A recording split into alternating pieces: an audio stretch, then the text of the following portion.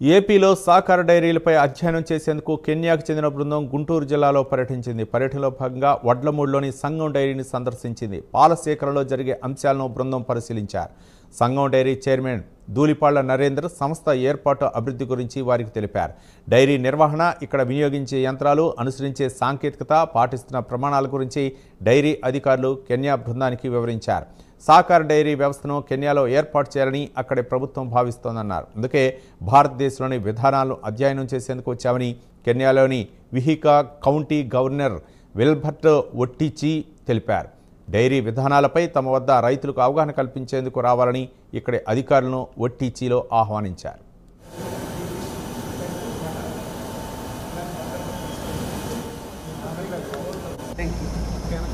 Opportunity. First, I want to take this opportunity on behalf of my country, Kenya, and on behalf of the government of Vihiga County, where I'm the governor, to most sincerely thank the government of India for allowing us to come here and benchmark, be able to come and see how the local government here is involved in agricultural production and also in looking at healthcare system.